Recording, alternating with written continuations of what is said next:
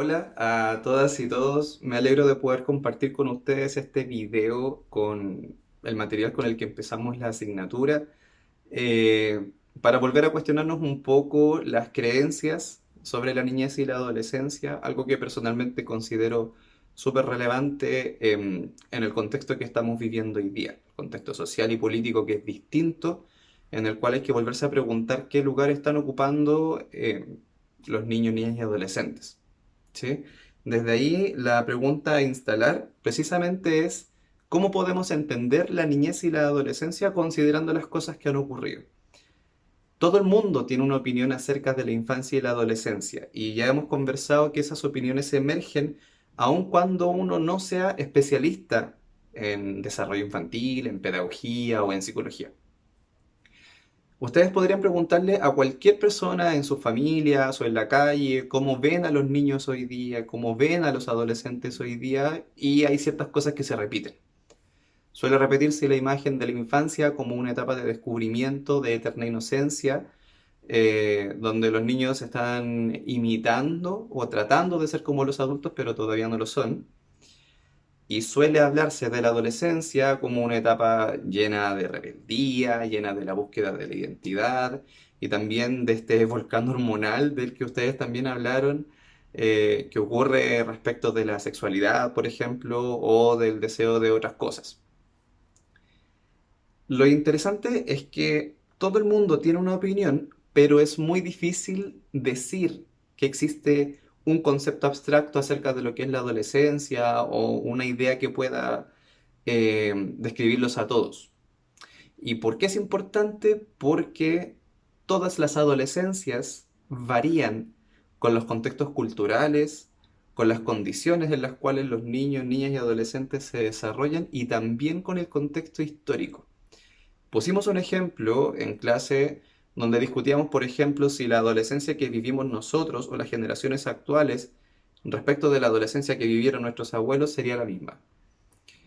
No sería sorprendente que algunos abuelos o abuelas de nosotros se hayan casado o hayan empezado a trabajar a edades mucho más tempranas de lo que hoy día se hace. Entonces lo que tendríamos que empezar a discutir es que no hay un solo concepto de adolescencia, sino que ese concepto cambia con el tiempo. Lo curioso es que, al menos en educación, sin haber un consenso acerca de lo que es la adolescencia, sí se toman decisiones respecto de los niños, niñas y adolescentes. Por lo tanto, son decisiones que se toman probablemente sobre supuestos o creencias. Una de las respuestas se da, por ejemplo, cuando creemos que el desarrollo del niño no se va a ver influido por la escuela y por lo tanto si ese niño falla, lo conveniente es hacerlo repetir, hasta que su ritmo de desarrollo pille lo que la escuela espera de él. Una de esas respuestas ha sido identificada como han sido identificadas otras. La respuesta remedialista, por ejemplo.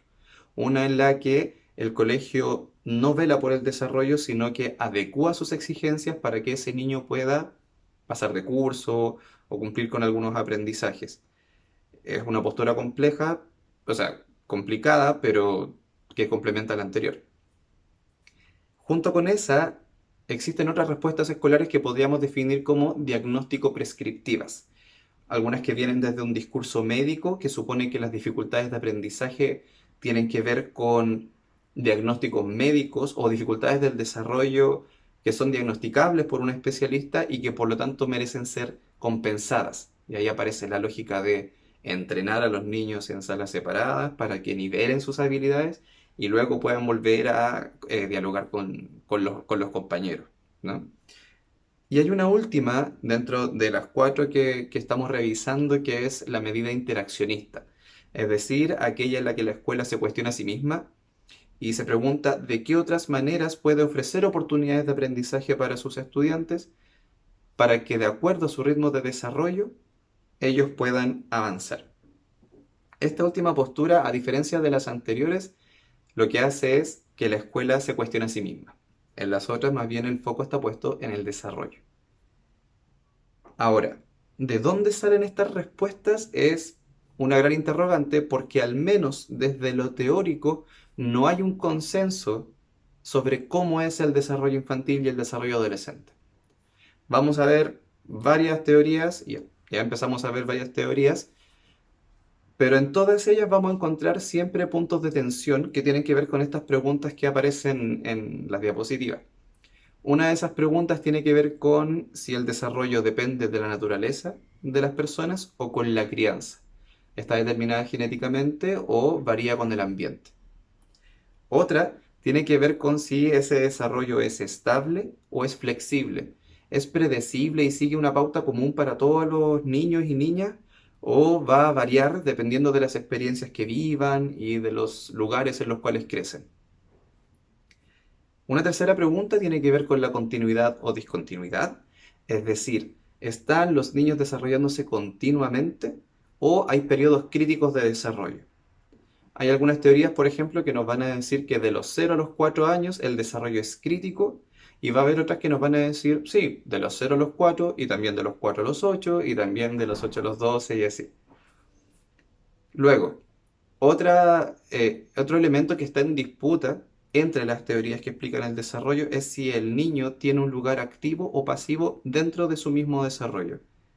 ¿Es víctima el niño de las etapas que tiene que vivir o él también juega parte? Y una última pregunta tiene que ver con si el desarrollo finaliza o no en alguna etapa. ¿Terminamos alguna vez de desarrollarnos? ¿Llegamos a alguna adultez en la cual el crecimiento se acaba y somos lo que somos? ¿O podríamos pensar también el desarrollo como algo que es constante a lo largo de la vida? Importante es que si las teorías que vamos a revisar no han logrado un acuerdo acerca de estas preguntas sobre el desarrollo, y sin embargo los educadores y otros agentes sociales tienen discursos súper fuertes respecto al crecimiento de niños y niñas, ¿de dónde vienen esas ideas? Pareciera ser que no todo lo que decimos sobre niños y niñas viene del conocimiento teórico, sino que hay otras fuentes de conocimiento. Y estas pueden ser lo que denominamos creencias o supuestos. Para poder evidenciar cómo las preguntas sobre el desarrollo intentan ser respondidas por los adultos, vamos a ver dos textos que hablan sobre niños y adolescentes. Una es un artículo de CIPER, donde se habla de la participación de los estudiantes secundarios en la organización social reciente. En este artículo se cita que los adolescentes anticiparon lo que venía y lo hicieron con amplitudes aún mayores porque ellos catalizaron un movimiento desde la depresión de sus abuelos y sus familias. Es un artículo súper interesante porque tanto esta cita como el resto del escrito todo el rato le está otorgando un lugar protagónico a los adolescentes, atribuyéndoles a ellos mismos su capacidad de acción, de reflexión y de organización. Contrario a este caso, pueden revisar una columna que escribió la señorita Carol Brown, que es subsecretaria de la Niñez actual, donde se pregunta si los niños y niñas son actores y agentes válidos dentro del movimiento social. Dentro de las muchas cosas que dice, entre las cuales menciona que el desafío del gobierno es con el proyecto vital del estudiante, un proyecto individual, también habla que, también menciona que lo que los niños y niñas merecen es del ejemplo de los adultos en la construcción de espacios para que puedan participar. Y la palabra ejemplo, así como la expresión futuras generaciones, lo que hace es poner a los niños y niñas como sujetos que todavía no son válidos socialmente, que todavía no pueden ser actores y que dependen de un adulto que les ponga las condiciones para que ellos puedan ser parte de un movimiento mayor. Eso pareciera ser algo futuro, distinto a lo que nos plantea el texto de Zipper, donde señala a los adolescentes como ya puestos, como ya agentes sociales de algo que está ocurriendo ahora. Un tercer ejemplo que podemos sumar a los anteriores es la disputa, en la pelea de Twitter reciente entre Patricia Muñoz, defensora de la niñez, y Marcela Cubillo, ministra de Educación. Esta discusión ocurre un poco después de que la ministra de Educación levantó el proyecto de ley para sancionar el adoctrinamiento político del que supuestamente serían parte las educadoras que supuestamente enseñaron a niños y niñas los cánticos de las manifestaciones y las protestas sociales. Sin embargo, para otro grupo de niños que no estaban cantando estas canciones, sino que le cantaron el cumpleaños feliz al presidente, eso no es proselitismo. Y eso es lo que discute Patricia Muñoz. Un grupo de niños y niñas participaron de un acto en La Moneda donde cantaron el cumpleaños feliz al presidente Sebastián Piñera. Y esto no fue considerado adoctrinamiento y esto fue discutido por Patricia Muñoz en Twitter. La respuesta que le da a esa crítica Marcela Cuyos es súper interesante y dice que los niños que visitan con sus padres la moneda no están haciendo proselitismo, sin embargo los niños que cantan o que son adoctrinados lo están haciendo porque eso ocurre a espaldas de la familia. Es decir, para Cubillos, al igual que para Brown, en el texto que veíamos recién, la familia y los adultos son los que diferencian lo que es proselitismo de lo que no es. En ningún momento está puesto en juego aquí el lugar de los niños y niñas en su capacidad de decidir de qué quieren participar, de qué no quieren, qué canción quieren cantar, cuál no y qué piensan sobre aquello. Toda la discusión versa sobre el rol de la familia como los dueños de esos niños que están en desarrollo. Sin embargo, la pregunta que realiza Carol Brown no deja de ser interesante. ¿Pueden los niños ser considerados agentes sociales? ¿Y qué tendríamos que entender para acercarnos a esa idea? Quizá lo primero a lo que nos tendríamos que acercar es a que tenemos que problematizar lo que entendemos por niñez. Dejar de pensar en la niñez como una etapa en la cual los sujetos repiten todo lo que escuchan y empezar a pensar en los niños y niñas como sujetos que le tratan de asignar sentido y que tratan de construir significado desde sus experiencias y con otros. Y esto implica que no los podemos considerar objeto de la intervención adulta, sino sujetos válidos desde ya. No tendríamos que hablar de los niños como las futuras generaciones, sino ya como sujetos ciudadanos válidos. La cita que aparece a la derecha es importante porque cuestiona el límite que le asignamos a la infancia y cuándo el niño deja de ser niño para empezar a ser adulto. Pensamos y asumimos que ese límite es natural, que tiene que ver con el cumplimiento de la mayoría de edad o la aparición de caracteres sexuales, por ejemplo, pero en el fondo son límites que hemos establecido como sociedad y por lo tanto pudieran mutar. El límite para decir cuándo un niño puede participar de la sociedad entonces es cuestionable. Otro elemento que introduce el texto es que tenemos que cuestionar las concepciones de infancia. Tendríamos que dejar de pensar la infancia como un fenómeno que no tiene contexto histórico, que es universal y que se puede aplicar a todos. No es lo mismo hablar de infancia, un concepto que busca esto, ser universal, que hablar de los niños y niñas. ¿Por qué? Porque los niños y niñas viven en contextos específicos. No podríamos hablar de la infancia de igual manera en Chile que en Bolivia. Y ahí ustedes tienen el ejemplo de la organización sindical de niños y niñas trabajadoras que hay en Bolivia. ¿Por qué? Porque viven en una cultura en la cual el trabajo infantil es válido y por lo tanto la condición social de los niños como agentes políticos también es válida. Junto con cuestionar nuestras propias concepciones de infancia, lo que tendríamos que cuestionar también es cómo algunas instituciones sociales han construido una idea de lo que es ser niño y ser niña desde una mirada adultocéntrica, es decir, centrada en el poder de los adultos para decir lo que es verdad y lo que no. Ejemplo, los mismos psicólogos y los profesores que han construido un cierto conocimiento que les hace expertos en infancia y por lo tanto poseedores de una cierta verdad que se puede cuestionar. Ejemplo, lo que hacen las familias cuando delimitan que ellos son dueños de algo que es privado, que no cabe dentro del diálogo público. Por ejemplo, cuando algunos papás dicen, yo veo cómo crío a mi hijo, yo veo cómo se desarrolla y aquí el Estado no se puede meter, la escuela no se puede meter, nadie se puede meter. ¿Sí? Y un tercer ejemplo es lo que ocurre con las llamadas instituciones de protección infantil. El tristemente célebre Sename, las oficinas de protección de derechos, hoy día oficinas locales de infancia, que en el fondo son parte de un sistema que lo que hace es normalizar lo que debiese ser toda la infancia. Por lo tanto, empiezan a generar medidas y dictámenes para quienes no cumplen con los parámetros de cómo un niño debiese ser criado y educado. Son instituciones que velan por la protección, pero que también lo que hacen es sancionar a quien no cumple con ciertos parámetros. La pregunta que está a la base de todo este cuestionamiento es si los niños pueden ser agentes sociales, si pueden participar de la vida pública. Y las tres fotos que aparecen acá no son ingenuas, porque en el fondo decimos que los niños no pueden ir a las marchas, pero sí les permitimos participar de otros espacios públicos que tienen características bien peculiares. Por ejemplo, en algunos países se realizan concursos de belleza para niñas en la primera infancia y eso pareciera ser que está bien. La hipersexualización de la infancia no es tan cuestionable porque reproduce roles de género, porque reproduce la idea de cómo una niña tiene que ser a lo largo de su vida, etc. Tampoco es tan cuestionable que un niño vaya a Kitsania y simule ser un trabajador porque eso es la vida normal. Y entonces, la participación de los niños en espacios públicos que reproducen la sociedad actual no son cuestionables. Pero lo que sí se cuestiona es que un niño hoy día pueda ir a una marcha. Algunos van a decir que ese cuestionamiento no tiene que ver con el derecho de los niños, sino que tiene que ver con la violencia.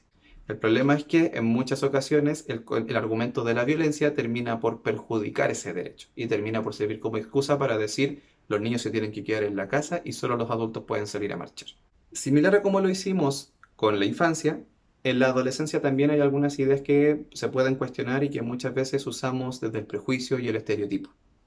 Esta supuesta etapa en la que los adolescentes buscan su identidad porque no la conocen, están llenos de hormonas que no pueden controlar, es también una etapa que puede ser mirada como un momento en el cual se construye sentido acerca de la vida. Pero esto es súper complicado para el mundo adulto. Es complicado porque el mundo adulto ya genera en sí mismo la idea de que lo que los adultos creen es lo cierto. Por lo tanto, cuando los adolescentes empiezan a construir sentido acerca de la vida, la sociedad o la sexualidad, hay que negociar. Y eso produce un diálogo intergeneracional que no siempre resulta fácil. Hay un texto, que es el que aparece en esa referencia, que pone el ejemplo más cotidiano de lo que ocurre cuando los adolescentes consumen música sexualizada, como el reggaetón o el trap. Solemos hablar de esa cultura juvenil como una cultura que reproduce ciegamente la hipersexualización, pero en ningún momento nos planteamos si esa reproducción es también resistencia hacia lo que el mundo adulto impone. Es decir, solamente queremos sexualizarnos porque la canción así lo dice, o también de alguna manera los adolescentes nos están diciendo que no están de acuerdo con la manera en que nosotros creemos que se tiene que vivir el cuerpo. Ese ejemplo, si lo llevamos a lo que ocurre en las protestas, se hace todavía más complejo. La agresividad, el vandalismo, la participación han servido de excusa para cuestionar la participación social de los jóvenes, para decir que lo que hacen en el fondo es agresividad y no participación política. Y entonces tendríamos que preguntarnos si lo que están haciendo en las calles es solamente indisciplina o si también lo podemos entender y podemos rescatar la resistencia que hay ahí. La resistencia a un modelo social que ya no hace sentido, sobre el cual han dialogado y que en el fondo busca sus formas de manifestarse. ¿Por qué es importante cuestionarse esto cuando estamos hablando de educación? Básicamente porque la educación suele ser pensada como la preparación para la vida. Nada más cuestionable, nada más falso. Asumir que la escuela es preparación para la vida implica que todo lo que ocurre dentro de la escuela está ajeno a lo que ocurre en sociedad. Y el gran problema de ese argumento es que los mismos adolescentes, los mismos jóvenes y las mismas jóvenes se hacen cargo por medio de su cultura y de su manifestación de traer la vida a la escuela. Cuando los estudiantes manifiestan sus intereses, cuando los estudiantes quieren hablar de política, cuando expresan su cultura y sus gustos, lo que están haciendo es recordarle a la escuela que no se puede separar del mundo social. Y entonces, cuestionar nuestras miradas sobre la adolescencia es un imperativo ético y también una reflexión que tenemos que mantener constantemente. Solo a modo de cierre, quizás es bueno preguntarse dos cosas. Primero, ¿por qué es importante entender el movimiento secundario de la manera en que se ha construido desde el 2006 hasta hoy día? Durante 13 años, el estudiante secundario, los estudiantes secundarios han sido parte de la agenda política, se han sumado movimientos, han paralizado y se han tomado establecimientos, y es un movimiento que desde el adultocentrismo podría ser súper cuestionable. Sin embargo, lo que se puede rescatar de ese movimiento es que nos enseña que la política no se ejerce solamente por los mecanismos representativos de los cuales participamos los adultos cuando vamos a votar por nuestras autoridades. Los movimientos secundarios nos han enseñado que lo político también se construye en el diálogo, también se construye en la participación directa y en la calle.